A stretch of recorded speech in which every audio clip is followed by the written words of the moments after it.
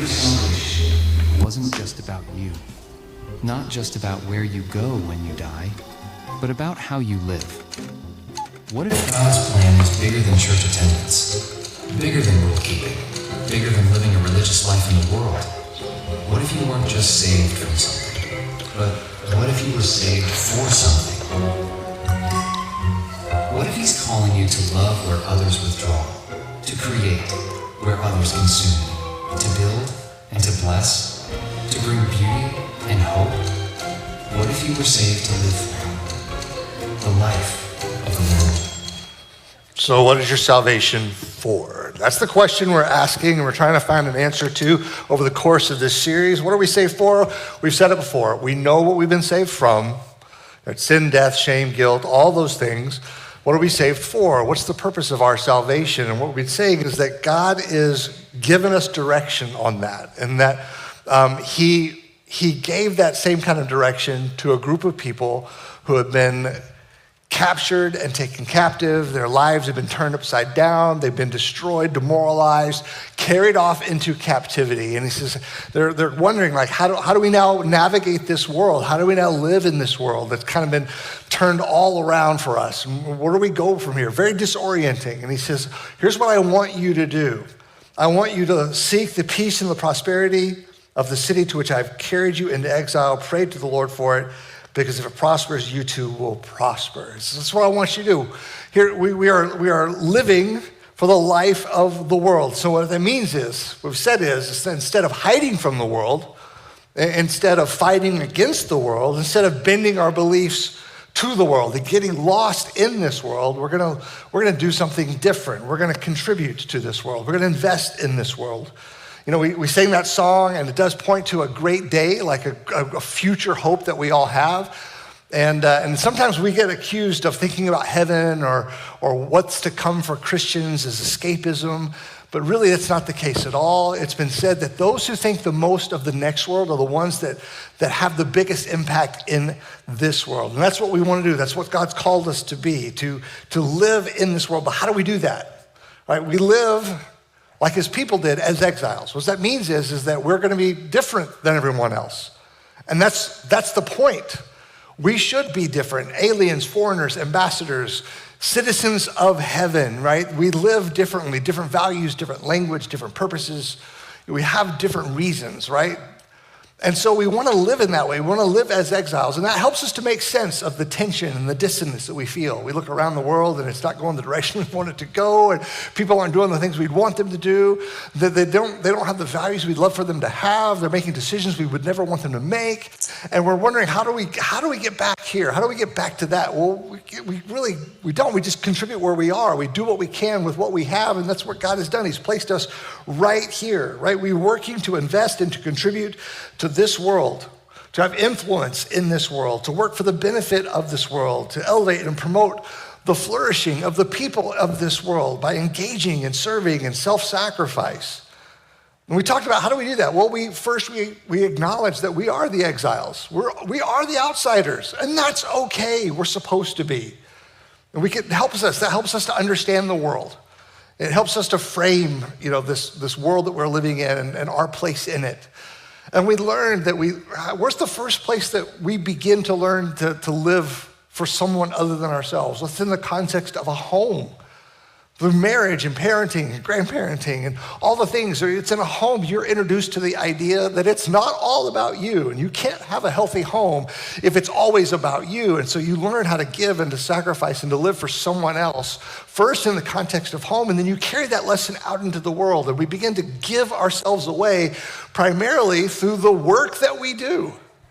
We talked about that last week through our creative service. We are engaged in vocations and careers and jobs and labor all across culture. And that's where we are giving ourselves away. When you consider the fact that the average person will spend over 100,000 hours engaged in their work, it makes perfect sense that that's going to be the primary platform for living for the life of the world. But the problem is we have diminished the significance of work and labor and vocation. There's a British essayist named Dorothy Sayers who says, how can anyone remain interested in a religion that seems to have nothing to say about 9/10 of life. And she's right. She's pointing out the fact that as Christians, we are tempted to only emphasize the significance and the sacredness of about 1/10 of our life. But she is reminding us that God has something to say to all parts of life, all categories, all environments, everywhere we go, everything that we do. God has a place and a purpose for all of that. And we do that a lot through our work. But here's the question we're going to try to answer today. When you work, what is it exactly that you're doing? Now, immediately, there's going to be an answer that pops into your mind. You're like, well, I educate kids, I see patients, I build houses, I fix cars. You're going to have an answer for all those things, right? This is the thing that I do. But my question is, what is it that we're really doing? I don't mean the tasks that you have. I don't mean the deadlines that you keep. I mean, when you look deeper, what is it that we are really doing when we are doing our jobs? See, our work and our labor allows us to contribute to the promotion and the preservation of what we are calling order.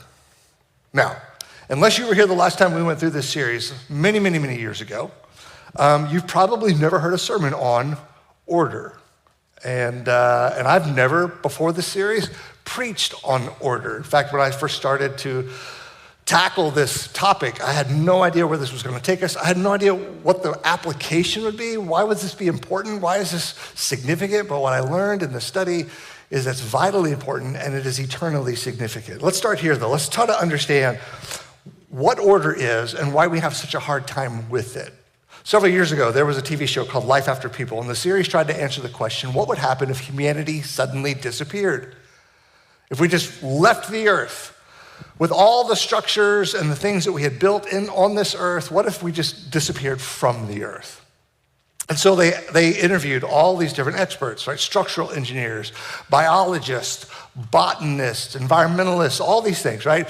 Let's say, what happens when humanity leaves the earth? Then they took all these findings and they took them to kind of these Hollywood special effects groups, guys that do, special effects and CGI in movies. And they said, okay, create a world without humanity and show us what would happen over a period of years. And they would start with very familiar skylines. And you would see, this is what we have created, this is what we have built. And then over the course of time, humanity disappears, and then nature begins to kind of take back over the course of years and time. So here's what's interesting to me. I just want to point this out. In all of these pictures that I found, go back to the beginning of them. When we're still on the earth, the sun is bright and the sky is blue, and then suddenly we disappear, and it's really kind of depressing, and it's like we're the only ones that cause the sun to shine, apparently. But I think that's kind of arrogant. But what we're seeing here is we're seeing what would happen if we weren't there to maintain the order that we had introduced into the world. And that's not really altogether surprising, because what the Bible tells us to do, it says to work the ground. You're like, well, that doesn't really apply to me. I'm not a farmer. But really, that's a catch-all phrase. By taking what we have with our skills and ability, our experience, our talents, and we work the ground. We use the elements and the pieces of creation, and we build with it. We connect them, we combine them, we discover, we invent, right? We work the ground. Because as Keller said, right, the humanity, God left creation with an untapped potential. And then he invests in us his authority, and he commissions us to then take our responsibility over creation to contribute to it, to build into it. So we have this privileged status because we are image bearers. And we have this responsibility to do something with what God has created in this world. We see this in Genesis. God blessed them and said to them, be fruitful and increase in number. Fill the earth and subdue it. To fill and subdue the earth. He's inviting humanity to continue the work that he started in creation. So God created the world full of potential and possibility, but the only way for the world and everything and everyone in the world to continue to flourish would be that we would maintain and promote that initial order that he created, that we would cultivate it through our efforts, through our work, through our vocation. So God made man in his image. And unlike all the other creatures, we weren't meant just to occupy creation. We were meant to contribute to creation, to cultivate creation, to develop it, to nurture it. So God instructs the man and the woman to pick up where he left off, to continue the work he had begun, of filling and subduing the work of creating and maintaining order. And last week, what we did was we got reacquainted with the idea that despite what we have been told or what we have come to believe, that our work, our careers, our vocation, they are sacred acts, that the things that we engage in our 9 to 5, Monday through Friday, these things have significance and meaning that oftentimes has been lost to us. We have forgotten how important they are. And despite what we have been told by modern culture, the purpose of our work is not just for compensation. It's for cultivation and contribution that we build in, we bring something to the table. So the truth is, we haven't really thought much about order, right? We've thought about our jobs, we know what we do, we're skilled at what we do, we're trained in what we do, but we're not really sure how order fits into this whole thing. And that's what I want to help you to discover or rediscover, because it's there. It's there, it's always been there. It's kind of like you're finding it again, you're dusting it off, and you're bringing it out into the light. But we've forgotten what order is, and we've forgotten why it's so important. And because we take it for granted. We swim in the waters of order. We're very fortunate where we live and we occupy our lives, right? We live in a place of order. And I know sometimes it doesn't feel like that, but it's only because we don't have a better perspective. So I want to help you gain or regain some perspective on the order you currently enjoy and what it took to have that order. So last week, I got to spend some time with a couple of pastors from South Africa. They actually work at and pastor out of the church that we are partners with in South Africa, Norwegian Settlers Church. And I'm always interested because I've been a foreigner in a foreign land, right? You travel internationally and you get off the airplane and there are things that are familiar, there are things that are completely unfamiliar, different languages, accents, traditions, values, right? And you understand what it's like to feel a little out of place. And you kind of get really sensitive to things. You see things differently. And so I always love to ask people who are visiting the United States, sometimes if they're visiting for the first time, I especially love to ask the question, what is it like from your perspective, right? What is it like to be in the States? What do you notice? What makes an impression on you? And so I asked these guys, like, what is it you notice most about being here? And the answer I got from one of those pastors was, he didn't even miss a beat. He just goes, everything works. Well, what do you mean by that? He goes, everything works. And he reminded me, they live in a beautiful country. South Africa is fantastic. And if you ever get the chance to go, you should go. But they live in a world in which their water or their electricity at any minute could just be shut off. And they don't know when it's going to happen. There's no real warning, right? It's not uncommon. It's part of their everyday experience. They could lose contact with, they lose access to the things you and I take absolutely for granted. So they live in this country in which they can't always depend on the things that you and I take for granted every single day, right? We live in a world, and it's not perfect. Don't hear me say that. But we do live in a world where you flip a switch and the light comes on. You turn a knob and water comes out. Clean water comes out, not just from one faucet, but from multiple faucets in your home. You go to the grocery store and the shelves are stocked, right? You open your mailbox and letters are waiting. It's so prevalent and we're so used to it that we have forgotten how to appreciate the effort and the energy and the time that went into the creation of that order. Things work. So I want you to do, just for a moment, use your imaginations. I want you to pick any one of those things, flipping a switch, turning a knob, going to the grocery store, whatever that thing may be. Pick one of those things, and just for a moment, I just want you to consider the tens of thousands of hours behind the simple act of turning a knob or flipping a switch. The hours and the days and the months and the years of design and innovation, of engineering and invention, of planning and organizing. It's the acquisition of material, the inventing of tools, the programming of computers, the training of workers, passing of ordinances, right? The development of standards. The list goes on and on and on. Thousands of things of effort and time, careers are all behind the ability you and I have just to flip the switch. And it happens every single day, and it's largely invisible to us, but we can't live without it. And what is it we can't live without? It's order. But working for order, the creation of and the cultivation of order, started in the garden. It's how it all began. Like, you go back to the beginning.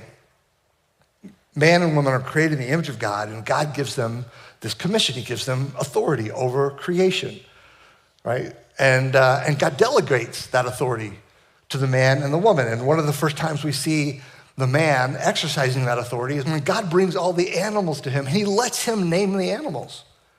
Like, that's such a small thing, but what is he doing? Well, naming something is a sign of authority over it. He has authority over these things because he gets to choose their names. But the other thing that naming does is it creates order. Think about it. What if we had a church or a world or a society in which no one had a personal name? We were all just man or woman. How would we get anything done? How would we communicate to one another? How would we accomplish anything? We just don't have names. Without names, knowing who we are talking to or who we're talking about is absolute chaos, but that's what naming does. Naming creates order. And why is order so important? Because there is an undeniable correlation between the presence of order and flourishing.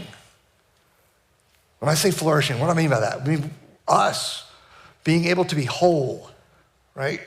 Emotionally, physically, relationally. When things work and things are in order, we are able to flourish. But when disorder and confusion and chaos, and you never know what you're gonna get, right? Disintegration, these are all things that sin brought into the world. The separation, the brokenness, the confusion, the disorder, the chaos, these things are all enemies of flourishing. They all work against flourishing. So it's through our work, in many ways, that we promote that order. And so you've never even thought about it that way, but the thing that you're doing is you're doing more than what you're doing. You think it's just about that thing, whatever it is. But play it out to see how that act of work contributes to, even in small ways. Sometimes you think are invisible ways that order is being established in the world. So it's through our work that we are helping to create order. And order is not just the preferable environment for flourishing, it's the only environment for flourishing. Think about it this way. Whatever you're doing, whatever job you have, in essence, what you are is a gardener. That's what we've always been from the beginning. And we all garden our own little plots. That's all of our different vocations. Now, what is the thing about a gardener? A gardener cannot make anything grow. That just happens. But what does a gardener do? A gardener brings order into his environment. A gardener recognizes these plants need this kind of treatment, right? These plants need this kind of soil. These plants need to be watered this amount. All right, they need this much sun or this much shade, and the gardener learns this, and he applies that knowledge to the gardening, to his little area of his work. And what happens is that he creates environments, he cultivates spaces where the plants don't just grow, they then can grow to a whole new potential, a whole new level of flourishing because of the work. They reach their maximum potential.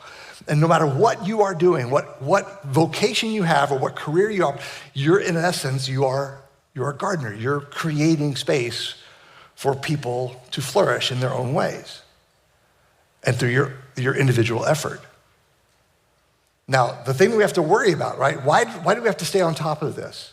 Because there are two things that will kill order, that just ruin order. Nature and human nature. These are two things we have to work against. Let's look at this too. So once order is established, it has to be maintained, right? And because nature is always looking for a way to bring disorder, because we live in a fallen world, right? We live in a fallen world, and it's less that order is worked on and maintained and cultivated and protected, it's just going to just slip away, all right? So my illustration here is that Leslie and I, our first child was a beagle. If you've ever had a beagle, bless you, you know the challenge of having beautiful dogs, great dogs, but they love to escape. That's all they live to get out of the yard. And I'll never forget standing at my back door watching this dog just simultaneously go down the fence. We had an old picket fence, rotted to the core. It was an old rental house we had while we were in seminary. Terrible little picket fence falling over, and I watched that dog systematically go to picket after picket, pawing and nosing at each one, looking for the weak spots, trying to find a way out. We live in a world in which chaos and disorder are always looking for the weak spots. They're looking for a way in.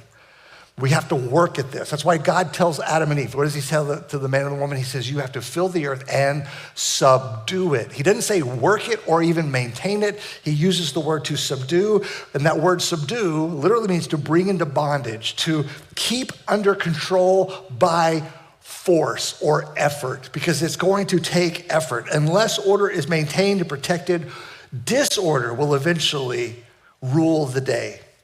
And our order will be displaced by chaos if we don't maintain it and work for it, fight for it.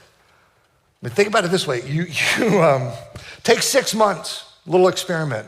Take 6 months and invest in your yard. Feed it, water it, aerate it, mow it, trim it, do all the things, right?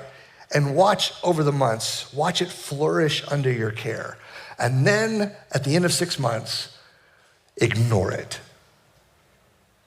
Give it no attention, no effort, make no investment in it, and watch what happens.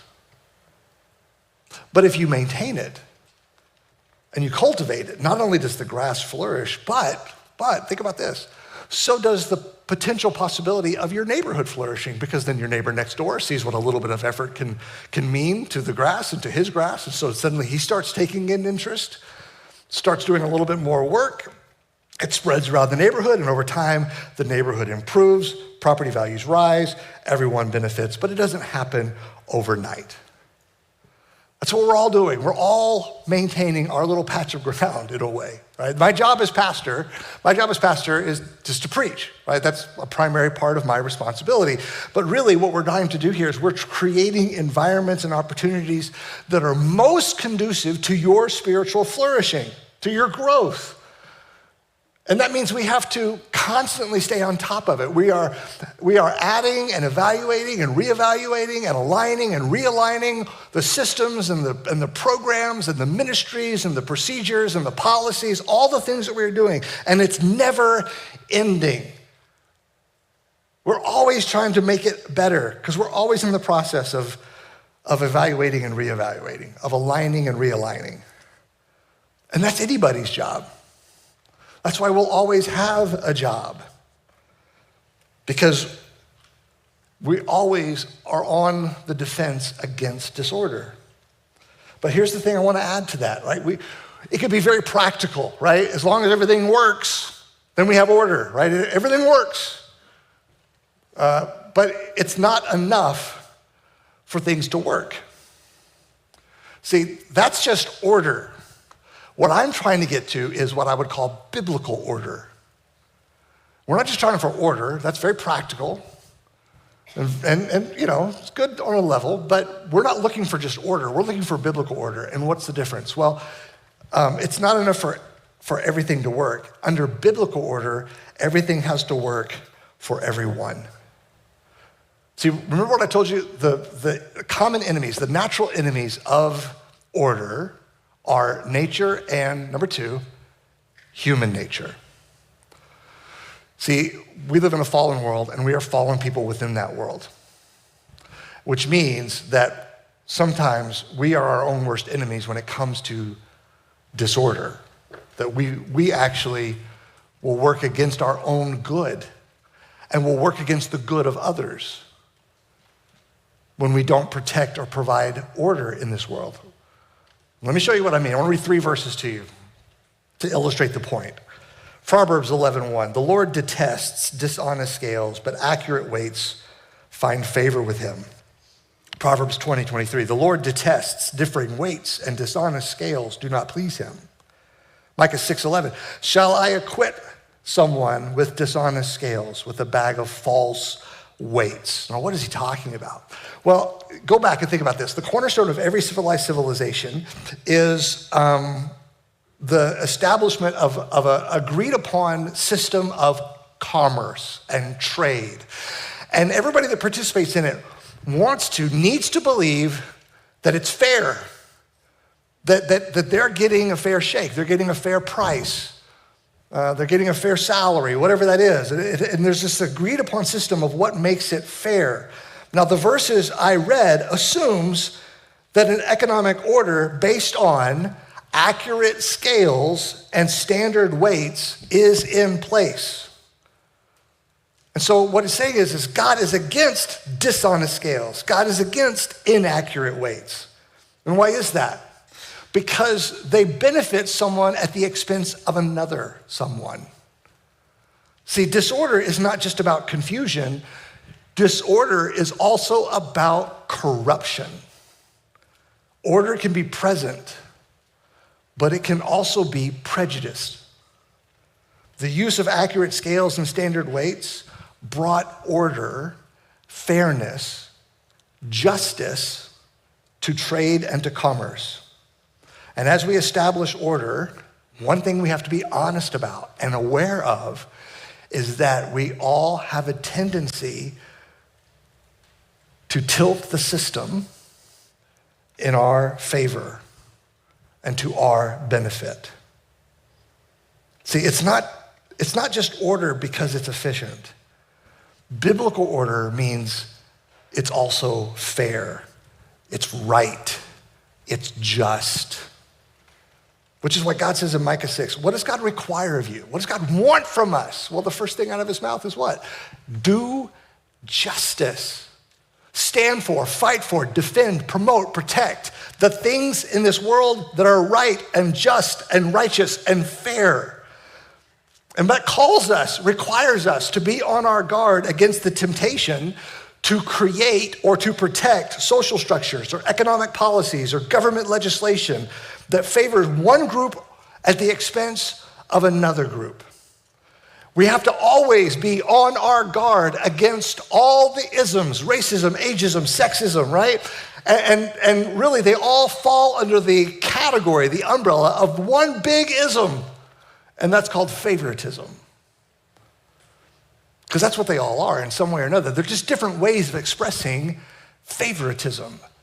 And the Bible is against favoritism. James says it this way, my brothers and sisters, believers in our glorious Lord Jesus Christ, must not show favoritism. Suppose a man comes into your meeting wearing gold ring and fine clothes, and a poor man in filthy old clothes comes in also. If you show special attention to the man wearing fine clothes and say, here's a good seat for you, but you say to the poor man, you stand there, or sit on the floor by my feet, have you not discriminated among yourselves and become judges with evil thoughts? We have to recognize that we are all tempted to play favorites. And why is that? Because deep down we've already picked our favorite. And it's us.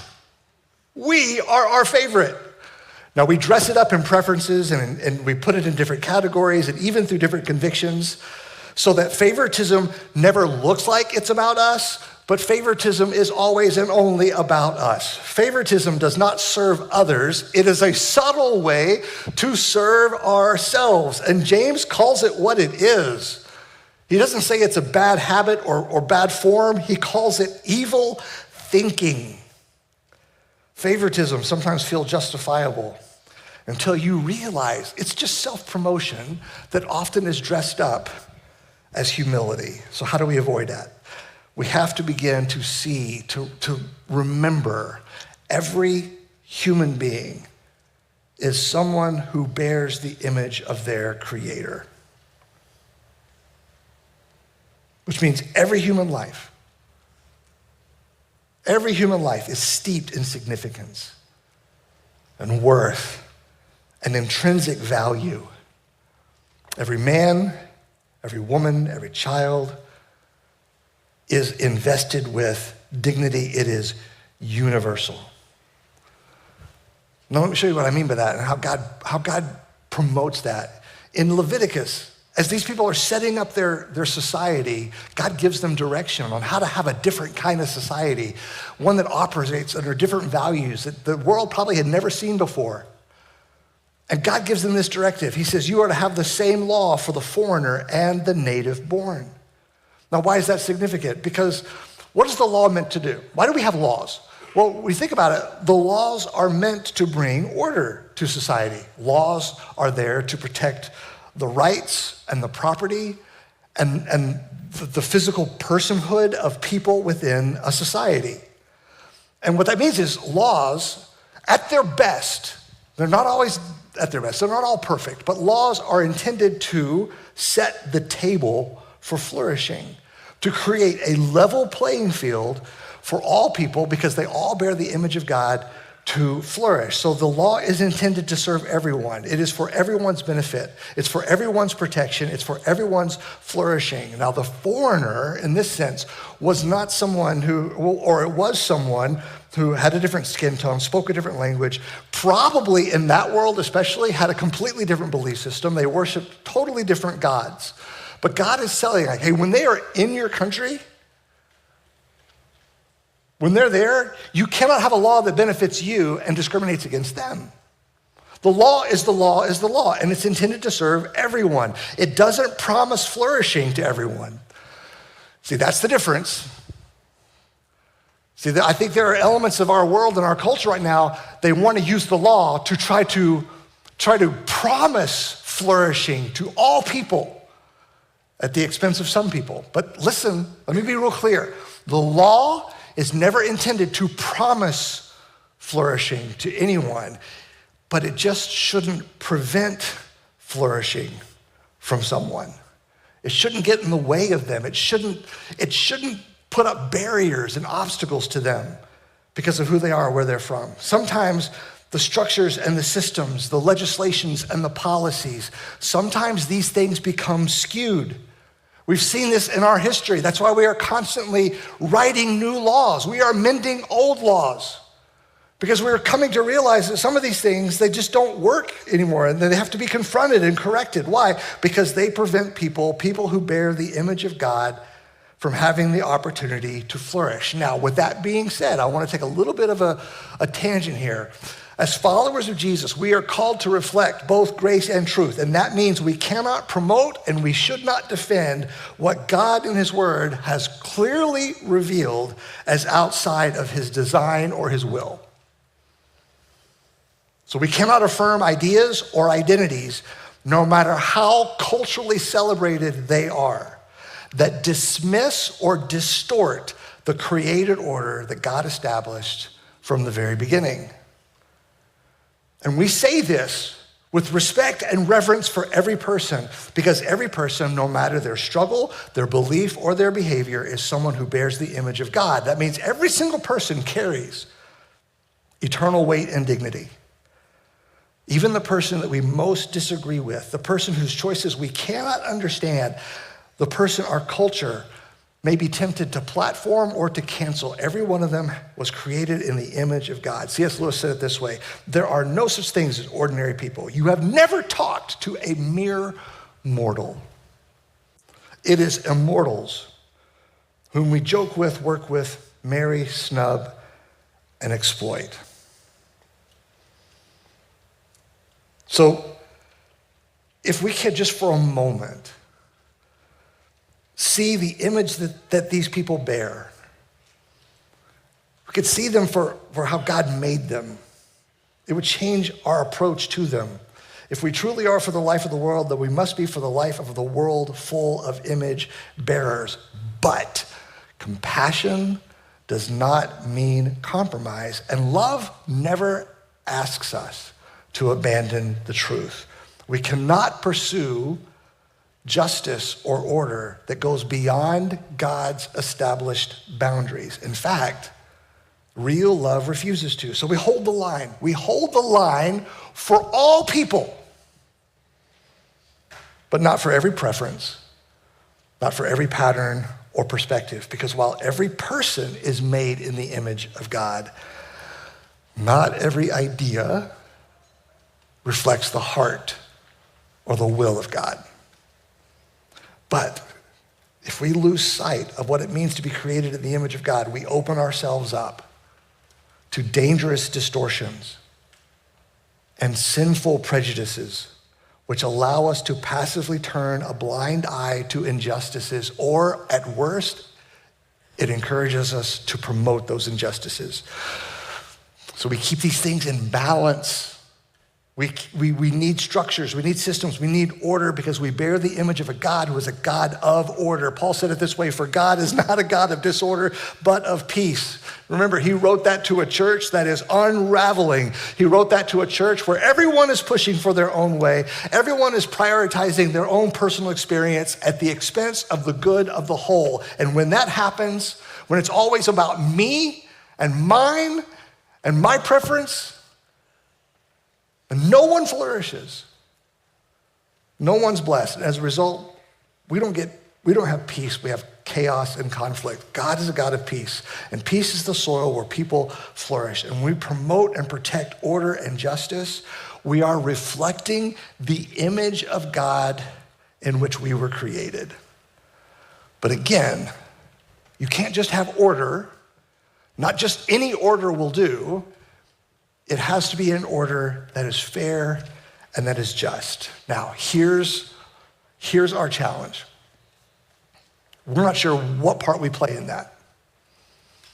Because we think about this, when we think about the battle for justice and the fight for fairness, we don't tend to think of ourselves. Who do we think of? We think of activists and advocates. We think of social crusaders and civil rights leaders. We think of petitions and protests and marches and rallies. And listen, occasionally we need that. Occasionally, sometimes things become so tilted or so skewed that we need someone to stand up and point out an injustice that we have gotten used to. But not all of us need to play that role. So what role does the average, everyday man or woman play when it comes to order in the world? How do we contribute to order? I want to go back again what I said last week. We are God's image bearers, and God has strategically, I believe, scattered us all across creation. That we occupy all the locations and all the vocations across culture. And what we have to understand is that we reflect that image of God within that vocation and throughout that location. And so we are the image bearers of God. And in a way, what God has done is he has assigned us a place on the wall, if you will. So he's assigned us a place on the wall, and wherever God has placed you on the wall, right? At home, at work, in your neighborhood, in your school, in your office, your circles of influence, he's positioned you on the wall for a purpose. And remember, look, this is not a wall of stone and mortar. It's a wall that stands between order and chaos. It's a wall that stands between justice and injustice. It's a wall that is intended to honor God and prevent the hurting of people. And standing on the wall does not mean you carry a megaphone. It does not mean you carry around a sign. It doesn't mean you pick a fight online. But sometimes standing on the wall means something as small as not laughing at a joke that demeans or dismisses another image bearer. Sometimes it means that we speak up when the easy choice would have been to stay silent. Sometimes it means we stand up and protect someone's reputation even when they aren't in the room. Because this is what it means to live this forward-facing, self-sacrificing lifestyle. It's not flashy, guys. It's not gonna go viral. You're not gonna get any applause. But in your own ways, sometimes the small, seemingly insignificant moments, you are going to contribute to order and justice and righteousness. You will fight for what's fair. And in doing so, you're going to reflect the character of Jesus in a world that desperately needs to see him. So when you see just a flicker of disorder, when you see wherever you are, in whatever vocation you occupy, whatever location you live in, whenever you see just a shadow of injustice, when you hear just a whisper of favoritism or inequality, that's where you are on your wall, and that's your post, and that's where God put you on purpose. But we can't ever forget that sometimes we're the problem, right? And if we're honest, most of us, we just don't default to that kind of justice or that fairness. We don't drift. You're never gonna drift naturally to selflessness. We drift towards ourselves and our own self-interests. But when we learn how to grow in our faith and die to ourselves, we start living for the interests of others, which is why, God, listen, we just can't be better people. What this requires is that we have new hearts, different identities. Because before we can bring order to the world around us, we have to let God bring order inside of us. And that's exactly what Jesus came to do. See, I think Paul tells us that we're a new creation, right? In the moment of salvation, what happens? Creation happens again. Our God is a creating God. He didn't stop creating in Genesis. He spoke creation into existence. And in doing so, he brought order to the chaos. That's how he describes it. And then he still creates, but he creates new people. When we put our faith in Christ, he speaks order into our chaos, because outside of Jesus, what do we have? We have disorder, we have confusion, we have chaos, we have pain, we have hurt, we have selfishness and self-centeredness. We just live for ourselves, but then he speaks order into that chaos, and we become new people, we become new creations. And so that's what he does for our hearts, our relationships, our systems. Through his life and his death and his resurrection, Jesus took the full weight of all the world's brokenness, of all the world's injustice. You talk about somebody who felt injustice. He felt injustice. He took all the world's brokenness and injustice on himself. And what does he do now? He offers us forgiveness for what's behind us. He offers us real transformation for the brokenness inside of us. And he offers power for what lies ahead of us. And when we trust him, when we put our faith in him, he begins restoring the parts of our lives that have been fractured and broken. And he brings that same healing to us, and then he uses us to bring that same healing into the world. Let's pray together. God, help us just to wrestle with this. Help us to see a new kind of responsibility in the spaces that we occupy, in the work that we do, in our locations, in our vocations. Help us, God, to understand that we're not just doing a job, that we are people who are promoting your justice. That we're not just checking boxes and scratching off to-do lists, that we become a people who take very seriously our place on the wall in which you have put us. to stand for the things that are right and good and just,